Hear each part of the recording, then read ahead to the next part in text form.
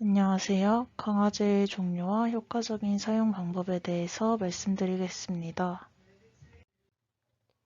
우선 강화제란 행동의 후속 결과로 제시되거나 제거되어 이후의 행동 증가에 책임이 있는 자극을 의미하는 용어입니다. 강화제의 유형으로는 긍정적 혐오적 강화제, 근원에 따른 강화제, 물리적 특성에 따른 강화제 등이 있습니다. 저는 이 중 물리적 특성에 따른 강화제의 유형에 대해서 발표하겠습니다. 물리적 특성에 따른 강화제로는 음식물 강화제, 감각적 강화제, 물질 강화제, 활동 강화제, 사회적 강화제 등이 있습니다. 음식물 강화제로는 씹거나 빨아먹거나 마실 수 있는 것이어야 하고 아동이 강화제에 대해 결핍된 상태여야 합니다. 또한 아이에 따라서는 질식의 위험이 있을 수 있고 음식물 강화제를 아동이 너무 좋아해 마음 졸이게 되어 문제 행동을 더 일으킬 수도 있다는 제한점이 있습니다. 제가 봤던 사례로는 실습을 나갔을 때 선생님께서 마이쮸를 음식물 강화제로 사용하셨습니다.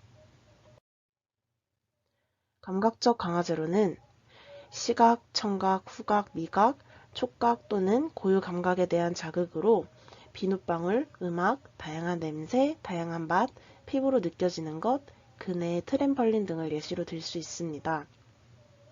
제가 봤던 사례로는 선생님께서 공룡을 좋아하는 유아에게 공룡 동요를 틀어주시거나 비눗방울을 감각적 강화제로 사용하셨습니다. 물질 강화제로는 아동이 좋아하는 물건은 모두 물질 강화제가 될 수 있으며 물건의 값과 효과는 무관합니다.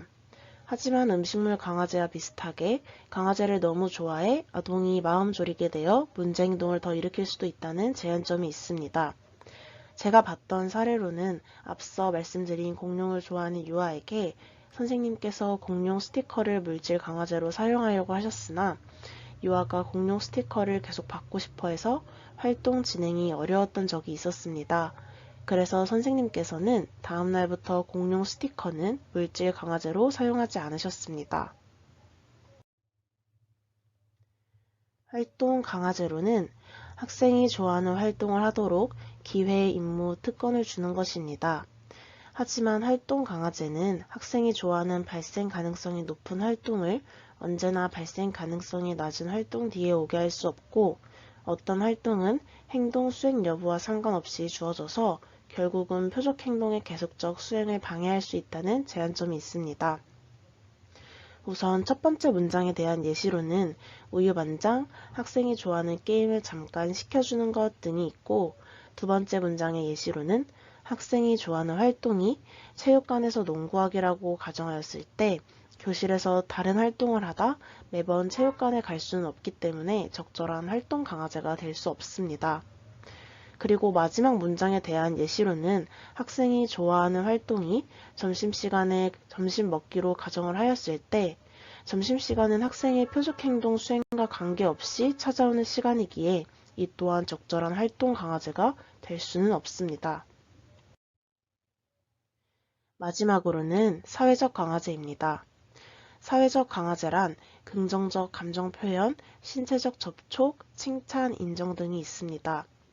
이 중 칭찬을 사용할 때는 구체적이어야 하며 행동의 내용을 묘사하는 표현으로 칭찬해야 하며 진심으로 칭찬해야 하고 다양한 표현, 다양한 어조로 칭찬을 해야 합니다.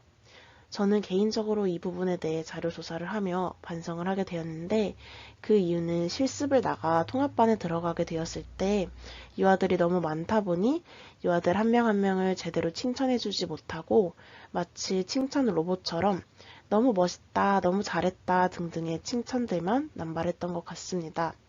그래서 다음 실습을 나가 유아들을 만나게 되면 발표한 내용들을 잘 기억하며 칭찬을 해야 하겠다고 다짐하게 되었습니다. 강화제의 효과적인 사용 방법으로는 학생이 강화를 받을 수 있는 최초의 행동 기준 세우기, 다양한 강화제를 사용하여 촉구와 강화를 결합하기, 인위적으로 계획된 강화제에서 자연적으로 발생하는 강화제로 이동하기 등이 있습니다.